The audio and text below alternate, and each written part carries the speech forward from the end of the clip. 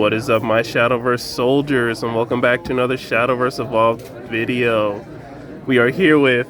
Hi, my name is Kevin. I go by Otak0 online. The person who actually won with this deck isn't here, but I built this deck with him. Like, we play tested a lot, so I'm just here as a substitute. Okay. He goes by EA Toast, and he also actually placed 39th at the Grand Showdown in Los Angeles, so I'm really proud of him. And honestly, I should have brought this deck because I played Kuon, and Kuon just didn't make it that far with so many of them.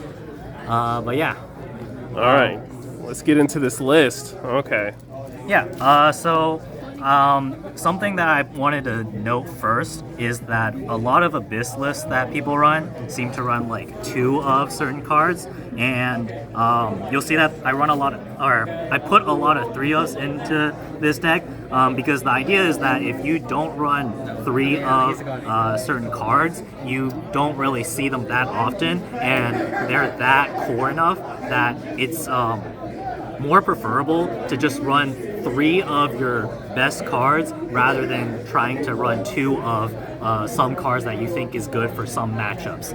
That was something we found during testing, and just I wanted to point that out. Okay. So wanted to start with the early game, which is definitely the roughest part of this deck. My friend was really afraid of the early game because it's really easy to draw these higher end cards and then just brick your hand and be unable to play the game. But, well, he seems to have plenty of luck because he won this locals and went 39th. So we have the 3 bell ringers, of course, pretty generic, staple early.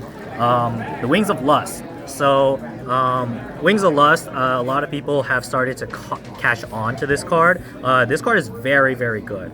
This card not only pings for 2, which is very relevant early, but it also allows the player to draw and discard, which is insanely valuable because later on you'll see that we are playing the Death's Breath and the Israfils, and it's very hard to be drawing a lot or cycle through your deck, so having the draw discard, extremely powerful, extremely relevant.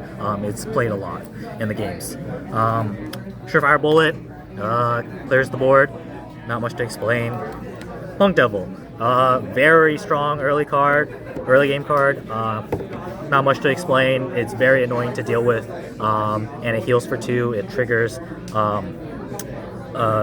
the path to Purgatory later on, and yeah, we can talk about the path now.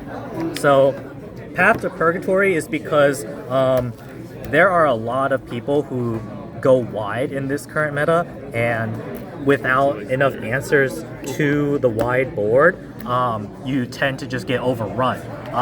It's very, very scary to play this card because you deal 3 to yourself, but with the draw 3, my friend actually managed to make that comeback, and that's a recurring theme in his games where he plays the path expecting to have to make a comeback, and then it does eventually happen because he gets to clear the board, he gets to draw 3, and then some of these cards you'll see will help him with the comeback. So actually I'm gonna skip next over to the Silence package over here on the right side. So the Silence package is by far the most annoying part of Control of this. You see that we run all of the cards, and the idea is that you should be running the whole package, and you should be just constantly milling your opponent's hand, making it impossible for them to deal with your later cards. And when they run out of steam and you're low on health, then you start playing these higher end cards that just make it impossible for them to finish you.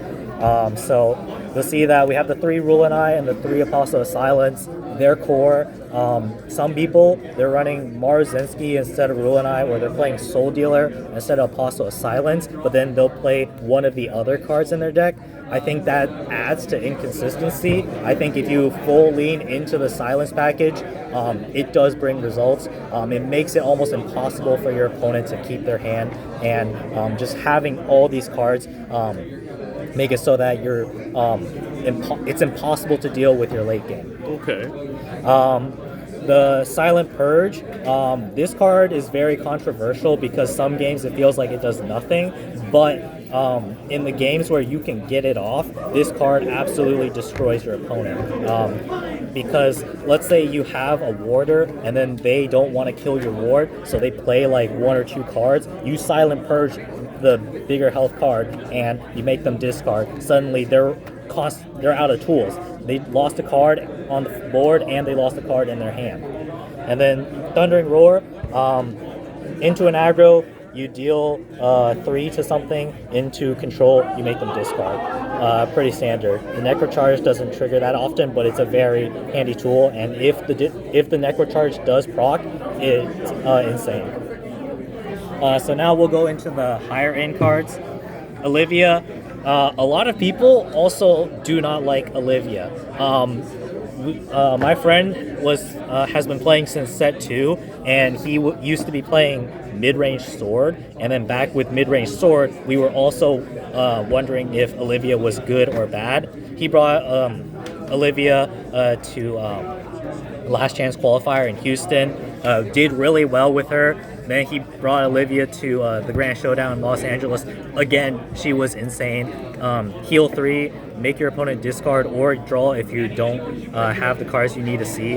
This card is very flexible, and in the late game, she is almost like always a pain to deal with. If you do have to play her on curve, the evil point is relevant for the rest of the deck. So I guess we can move on to the cards where the evil points do matter. Your high-end cards that are insane. The Gensetsu and the Israfil.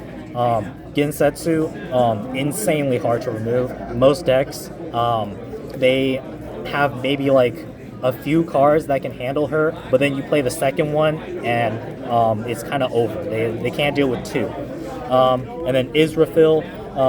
Israfil is your late game insurance. Once she's on the board, after the whole silence package, there's almost nothing that the opponent should have in their hand that can deal with the Israfil, and she just wins the game. So Death's Breath, we're just playing the standard Death's Breath with the Israfil package. The Wings of Lust helps put Israfil into the grave, and then you can Death's Breath it. And then if you have an evil point from the Olivia, you can play her turn 6 going first. It's very hard to deal with, but it's also not that common. But if it happens, yeah, it works out for the best. Yep. So our last 2 cards, Azazel. Azazel is meant for the control matchup. There was actually a game at Los Angeles where the ramp dragon player healed enough that Azazel mattered. In general, he's not too important in most games. It's just if you're playing a control player and they happen to heal too much, Azazel helps bring them down. And when combined with an Israfil on the board, you threaten to kill them if they're not ready for it. Mm-hmm. Yuzuki was the last slot into this deck. We used to be playing Lyriel instead, or Aragavi, but we chose Yuzuki at the end of the day because the early game was rough enough that the 3 mana for 5 damage was relevant in some games, and it even happened today in the finals. It helped kill a fairy dragon who got buffed by, or I don't remember he was buffed by Elf Song or not, but still, the point is 3 for 5 pain, and then you mill the top. It's very good. And then the other effect of the berry is also insane. There was another game at Los Angeles where the opponent is playing like Bahamut and stuff. Yuzuki just makes them bury it. Very good card when it does work. Okay. So moving on to the Evo deck. The one Bellringer Evolve. Some people think that the Bellringer Evolve isn't crucial, but in the early game, if you're going first and you play Bell Ringer and then your opponent plays like a Goblin or something, you just shoot it. It's very stable. There are a lot of games I've seen him where he also just pings it like post turn 2, like turn 4 or 5, combine it with a Wings of Lust or a Surefire Bullet or a Yuzuki, you're clearing the board easily if you don't have the answers in your hand, especially if your hand is clogged up with these other high cost cards. So I think the 1 Evo is always worth it. And then the 2 Rulanai, 2 Apostle, 2 Gensetsu, 2 Israfil, 1 Azazel. Okay. I don't think there's much to explain. You just run 3 of the base, 2 of the evolves, except for the Azazel, of which you only need 1 of. Yeah. Okay, now are there any changes you would make to the deck?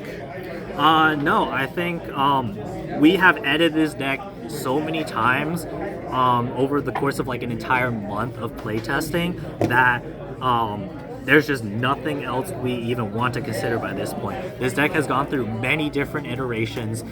Like I kind of mentioned before, Lyriel used to be in the deck, Aragami used to be in the deck. We used to play like an Angel package. There's like Winged Inversion. There was so many tech options that like the deck just became too bloated, and at the end of the day, I think you just full lean into the silence, you stabilize with these late game cards, you have enough of the early game cards to survive the early, and this is just what we settled on. Okay, well, thank you so much for the deck profile, and tell your friend congratulations, and congratulations to you guys for building the deck. All right, do you have any last minute shout outs?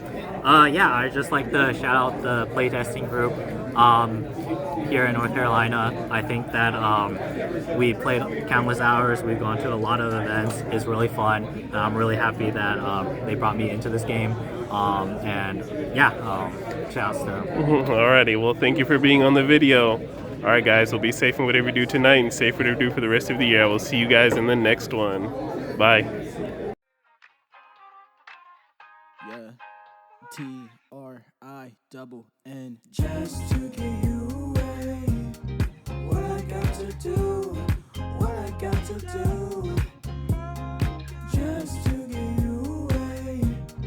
What I got to do.